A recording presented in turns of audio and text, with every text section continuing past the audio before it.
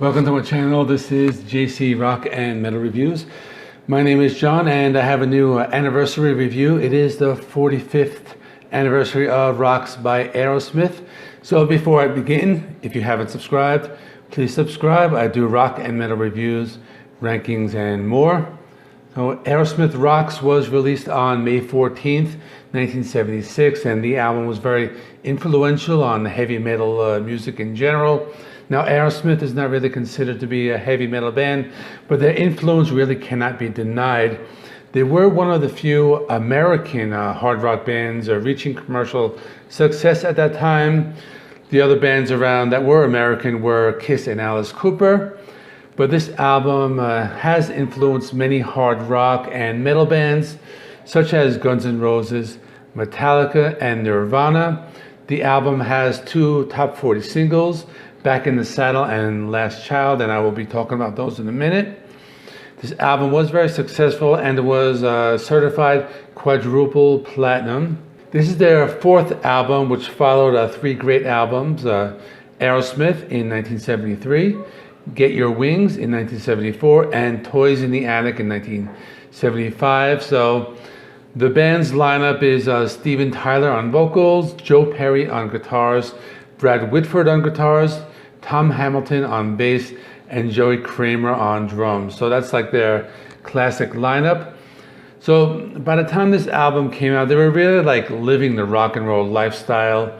So according to Joe Perry, and here's a quote, "There's no doubt we were doing a lot of drugs by then, but whatever we were doing, it was working for us." So yeah, basically just this album, they were just like living that lifestyle when they put this out. The album has 9 songs, a runtime of 34 minutes.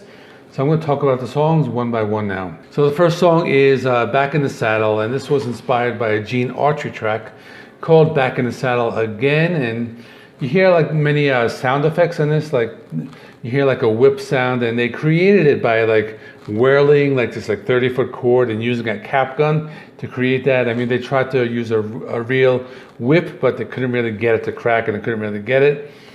And you can also hear like some spurs. And they did this with Steven Tyler putting some bells and tambourines on his boots. I thought that was pretty cool. But the song in general has a very slow build up and has some pretty cool sound effects of like a horse. And this song also has a really great like bass line. You can hear it very well throughout the song. The song also has some really great lead guitar work.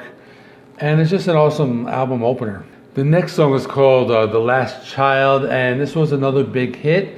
This is one of those songs they play live often.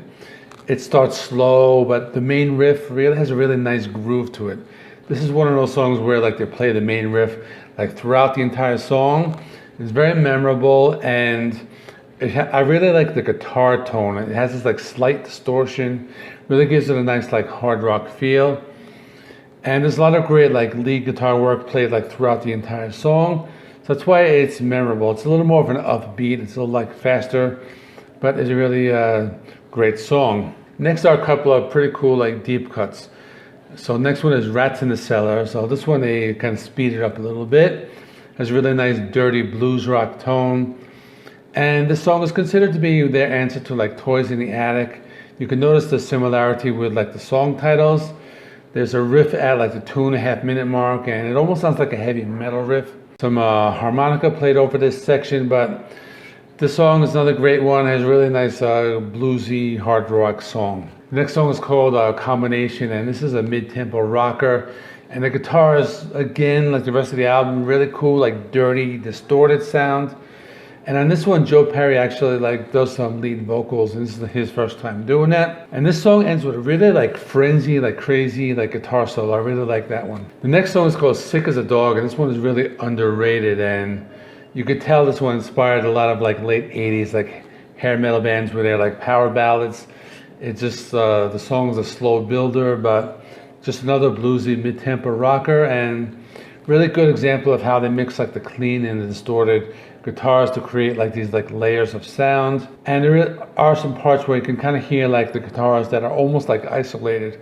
I really like that part, and this is really a great rocker. Now the next song is one of my favorites, one of my most underrated song, and it's called Nobody's Fault. And this song was covered by the band Testament, and you know, when a thrash metal band covers your song, you know it's going to be heavy. The intro is a slow builder, and it almost reminds me of like Damage Incorporated by Metallica, where you hear those like slightly increasing volume in the intro, but it has really heavy riff and with a lot of like lead guitars, and it's really a perfect choice for a thrash band to cover. You know, Steven Tyler really changes his tone in the chorus section, kind of makes it sound like a little darker. That's really cool.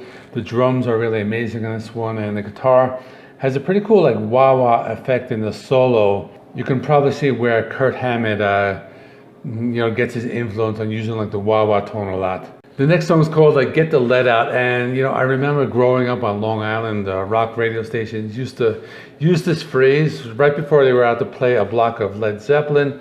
Now, I don't really think the band intended this song to be associated with Led Zeppelin, but it's just what it reminded me of. It's a really great rocker.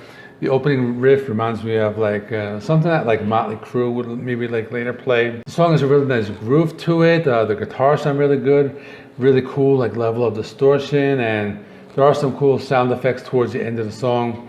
Almost reminds me of like those like later like Beatles songs from like Magical Mystery Tour or something like that.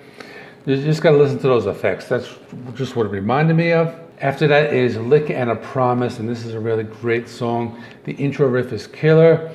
The song has a really nice groove to it, and one of the heavier songs in the album. Some really cool like backing vocal effects on the chorus of the song. I really like this one a lot. And the album closer is called Home Tonight. This is like a power ballad, I guess you call it that. Has Steven Tyler on piano. Joe Perry plays a lap steel guitar, and I guess you can compare the song to Dream On, but again, I keep mentioning the band Motley Crue, but this one I guess could have been like an influence for Home Sweet Home. I can kind of like get that vibe from it. And the song, it's just a really great ballad. It has some really great like guitar solos. So in conclusion, this is one of my favorite albums by Aerosmith. So this was a band that when I was growing up, I didn't really listen to them. I listened to a lot of like Led Zeppelin, Beatles, and Pink Floyd, but this band I discovered later, or maybe around like 1989 when they released Pump. So after that, I decided to explore their back catalog. I remember going to the store and buying Rocks, and I bought Toys in the Attic. I bought that on CD. And then I remember going to like a used bookstore and finding like their older records of the first album, and I think it was the second album, I believe. And at that time I was in my late teens, so during that period I listened to a lot of Aerosmith. So I definitely recommend this album. So if you are someone who has never gotten into Aerosmith, I think this is a good starting point. In conclusion, again, it's a great album. So let's talk about it. Let me know what you think in the comment section.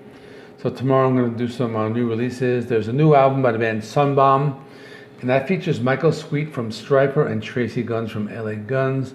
I haven't heard it yet, so I'm going to listen to that one tomorrow. Maybe a few more new releases, and that is it. Thanks for watching. Check out my in-video links. I will put them right over there, and I'll see you in the next one.